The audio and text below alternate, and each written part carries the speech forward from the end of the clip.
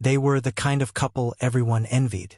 When Anna and Peter Langston moved to Hollow Creek in the spring of 2016, the entire town took notice. He was tall, clean-cut, always polite, the kind of man who opened doors for strangers. She had the glow of someone deeply content, always with a fresh bouquet of wildflowers in her hand, or a plate of cookies at a community meeting. Their Cape Cod-style house, tucked near the woods at the edge of town, quickly became a symbol of charm and comfort. To their neighbors, the Langstons were not just happy, they were a fairy tale.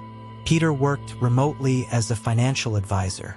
Anna taught part-time at the local college and sold handmade soaps at the farmer's market, her stand a regular weekend highlight. They hosted trivia nights, potlucks, even an annual Halloween bonfire in their backyard. If there was a mold for an ideal couple, they seemed poured from it.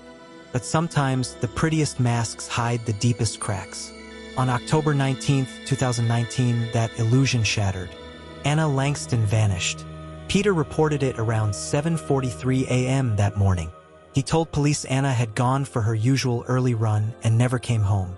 Her phone sat on the counter, her usual route memorized by heart. He sounded concerned, but not frantic. Officers initially assumed it was a simple case, a sprained ankle in the woods, maybe a twisted knee. But by noon, a full search was underway. Helicopters scanned the tree line. Search dogs were deployed. Volunteers scoured the trails. Drones buzzed through the dense canopy, capturing nothing but wind-blown leaves and silence. The community spiraled. Candlelight vigils were held nightly. News crews parked along Hollow Creek Road. Peter appeared on every station, eyes damp but voice steady, pleading for Anna's safe return. Yet there was a hollowness behind the performance, a flatness people began to whisper about. The first crack came 2 weeks later when a woman named Therese Miles contacted the sheriff's department. She lived in Raleigh and had seen Peter on TV. She told detectives she'd been in a serious relationship with him for nearly 4 years. She had no idea he was married.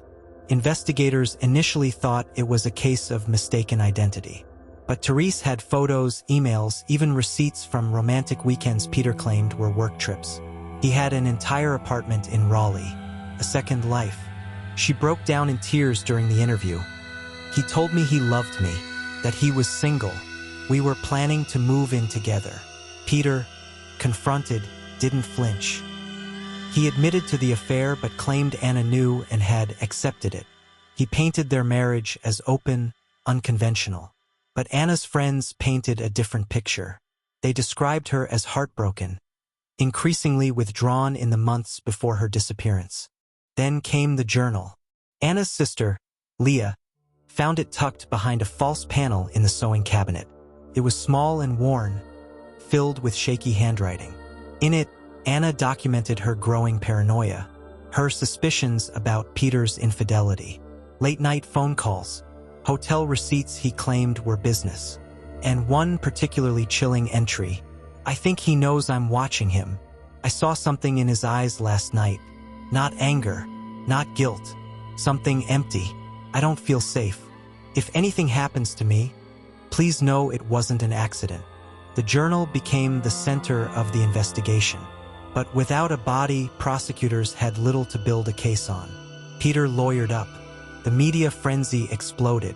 Podcasters speculated wildly. Social media sleuths dissected every blurry photo of Peter. But still, no arrest.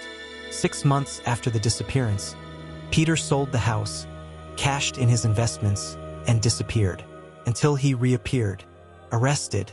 In early 2023, a tip came from an unlikely source, a former co-worker of Peter's in Montana, where he'd resurfaced under the alias Mark Denton. This man found a locket in Peter's drawer with a photo of Anna. Curious, he reverse image searched the photo and found an article titled, "Where is Anna Langston?" The co-worker called the tip line. FBI agents coordinated with local authorities. Peter was arrested at a hiking lodge outside Missoula. He didn't resist, barely spoke. When asked about Anna, he simply said, "I already told you everything I know." During the search of his cabin, authorities found a USB drive, encrypted.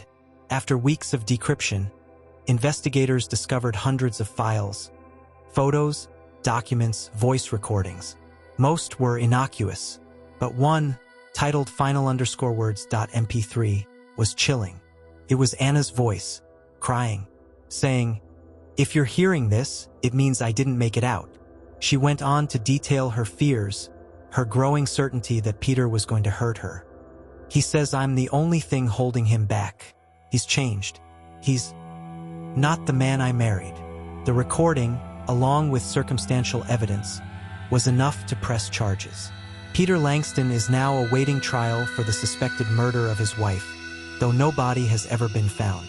His lawyers maintain his innocence, and somewhere in Hollow Creek, the house on the edge of the woods stands quiet, untouched. Neighbors pass by with hushed voices, remembering the couple who seemed to have it all. A man who loved too perfectly, a woman who vanished too suddenly, and a truth that might never be fully known.